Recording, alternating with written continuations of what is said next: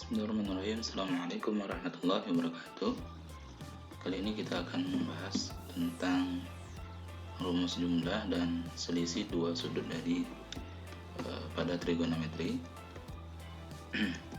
Dimana KD-nya yaitu menganalisis nilai sudut dengan rumus jumlah dan selisih dua sudut. Kemudian yang KD keterampilannya menyelesaikan nilai sudut dengan rumus jumlah dan selisih dua sudut. Adapun materi prasyarat ini harus kita ingat, karena kalau ini tidak kita pahami maka untuk materi ini cukup sulit kita memahami dan menyelesaikan masalah-masalahnya. Oke, materi prasyaratnya yang pertama yaitu perbandingan trigonometri pada segitiga siku-siku. Kemudian yang kedua, perbandingan trigonometri relasi sudut. Oke, untuk yang materi yang pertama misalnya diketahui sin A ya. Sin A 0,6, maka cos A dan tan B nya bisa kita cari. Bagaimana caranya? Terlihat sin A nya sama dengan 0,6 kan.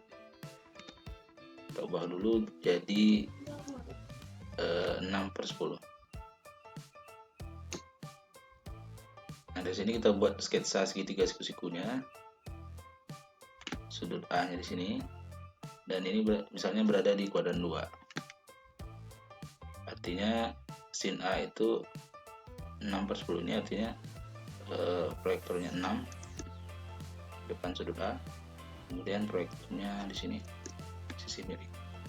Maka yang belum diketahui adalah sisi X atau proyeksinya.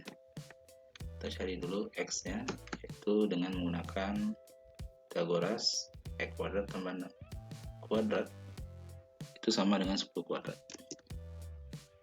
Berarti X kuadratnya sama dengan 10 kuadrat dikurang 6 kuadrat sama dengan 64. Jadi panjang X adalah akar dari 64, yaitu 8. Sehingga cos-nya dan tan-nya bisa kita tentukan, jadi cos A-nya min 8/10 dan tan-nya proyektor per proyeksi yaitu 6 min 6/8. Itu dia materi yang harus kita ingat. Nah, materi yang kedua itu perbandingan trigonometri relasi sudut. Contohnya misalnya kalau diketahui sin 210, nah ini merupakan kuadran 3. Jadi cirinya kita lihat 210 itu 180 tambah 30. Kemudian kita ingat bahwa di kuadran 3 ini 210 ini nilai sinnya negatif ya, berarti negatif dari sudut 30, sin 30 atau min setengah.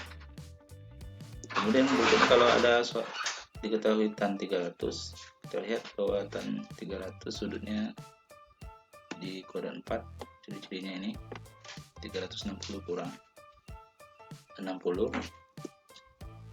Nah, kita ingat lagi bahwa di kuadran 4 yang positif hanya cos, berarti nilainya negatif tan 60 atau sama dengan min akar 3. Yang berikutnya cos 150. Cos 150 ini berada di kuadran mana?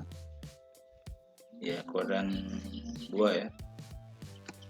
Kita lihat ciri-cirinya, dia 180 dikurang alfa, alfanya 30. Di kuadran 2 ini yang positif hanya sin saja, jadi nilai cosnya negatif dari cos 30 atau sama dengan min setengah akar 2. Nah, dua hal ini yang perlu kita ingat kembali untuk memahami materi rumus jumlah dan selisih dari dua sudut.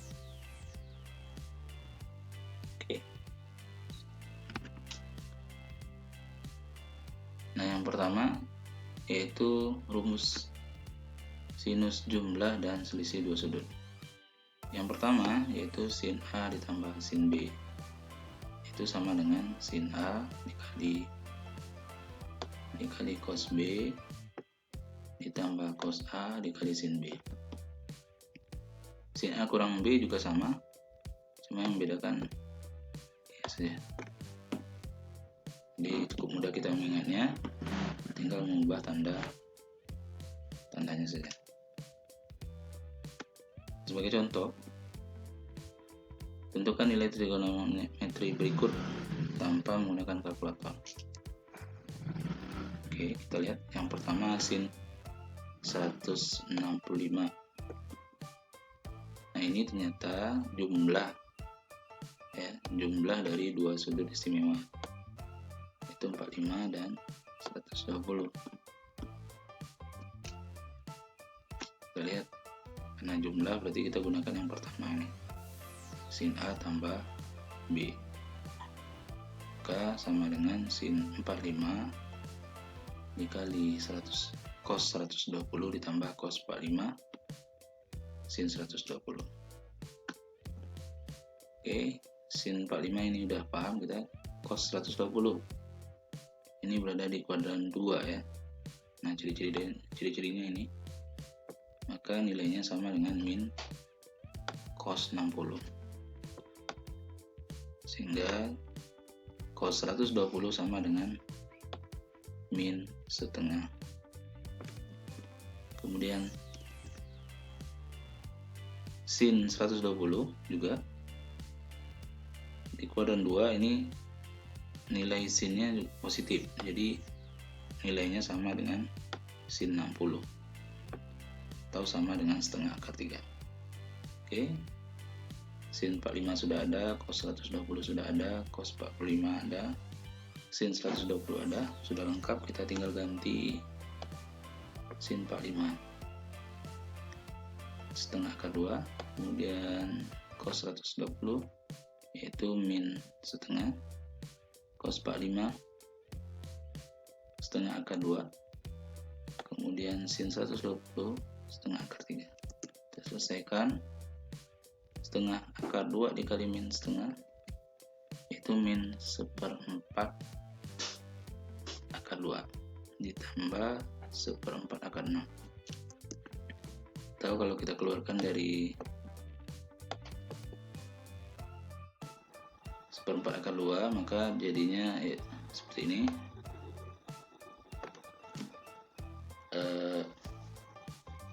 Dalam kurung dikali dalam kurung min 1 tambah akar 3. Ini dia. Berikutnya yang B yaitu sin 1/12 pi.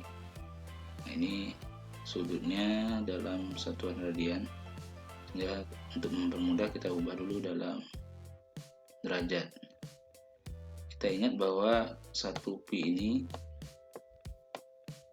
sama dengan 180 derajat.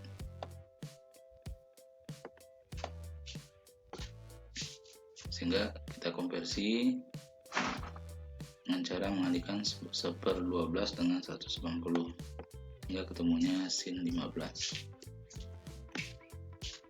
Oke, sin 15 ini bukanlah sudut istimewa, tapi ternyata dia merupakan selisih dari dua buah sudut istimewa, yaitu 45 dan 30.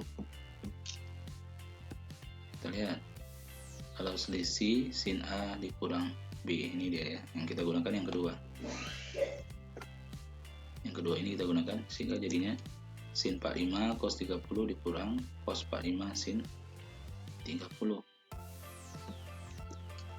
Kita ganti sin 45 setengah akar 2 cos 30 setengah akar 3 cos 45 setengah akar 2 sin 30 setengah. Oke, kalau kita selesaikan jadinya adalah 1/4 akar 6 dikurang 1/4 akar 2, atau kalau kita keluarkan 1/4 akar 2 nya, jadi dikali dengan akar 3 dikurang 1. Oke, lanjut yang kedua, kita menentukan nilai trigonometri tanpa menggunakan kalkulator. Kita selesaikan dua soal berikut. Yang pertama, sin 69 cos 24 kurang cos 69 sin 24. Yang mana ini? Yang pertama atau yang kedua? Yang kedua ya. Berarti 69 ini A nya, kemudian yang 24 ini B nya. Kita gunakan yang selisih. Berarti ini sama dengan sin 69 dikurang 24. 69 dikurang 24 itu sama dengan 45. Berarti sin 45 adalah 1/2 akar 2. Nah, yang kedua ini tambah. Berarti yang mana? Yang pertama atau yang kedua? Tentu saja yang pertama ya, yaitu yang jumlah. Sehingga jadinya ini, yang A 122, B nya 28 derajat, maka sama dengan sin 122 ditambah 28, yaitu sin 150. Ini merupakan sudut kuadran 2, berarti sama dengan sin 30, atau sin 30 itu sama dengan setengah.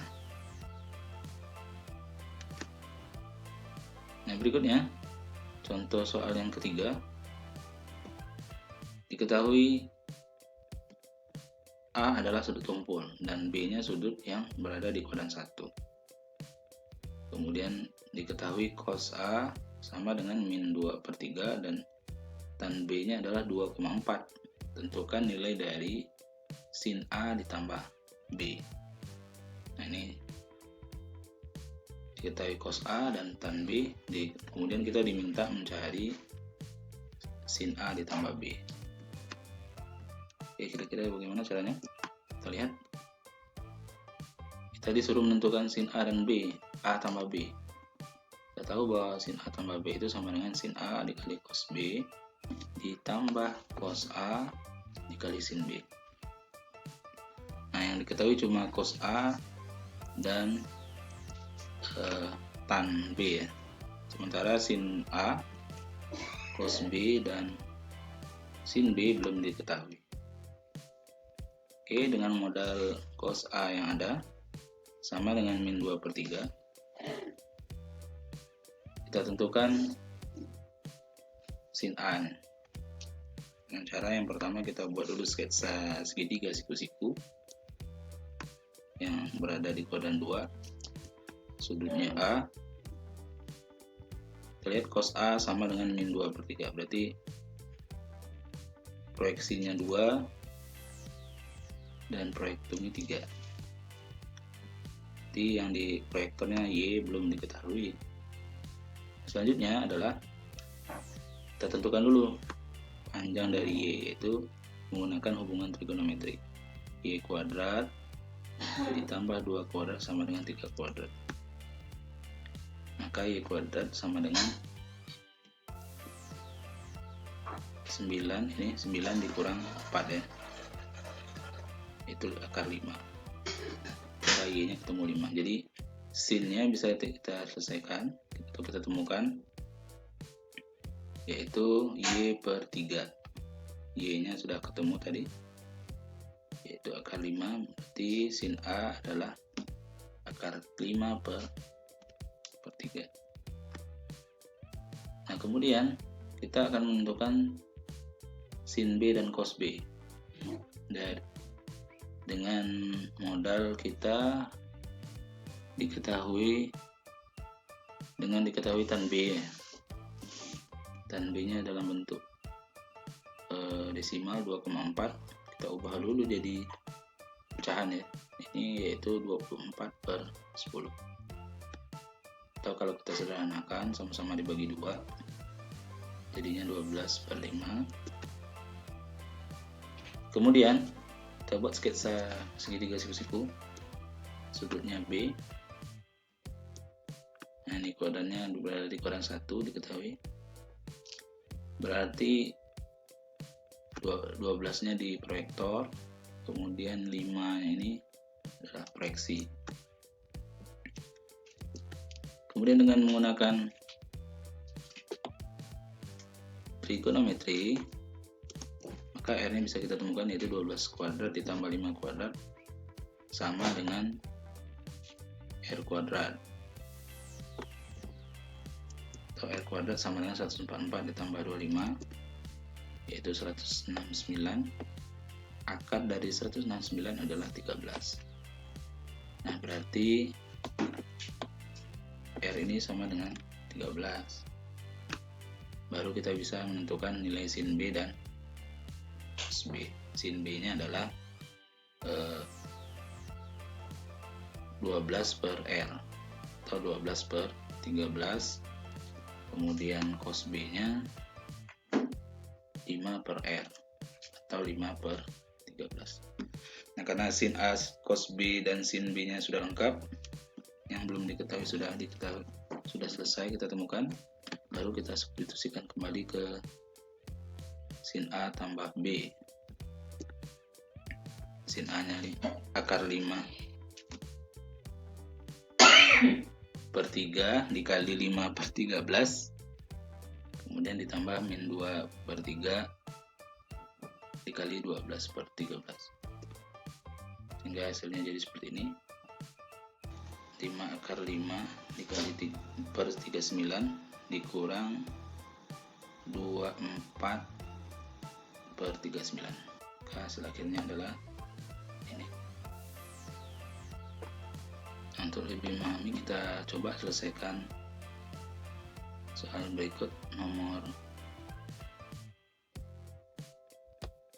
yang B dan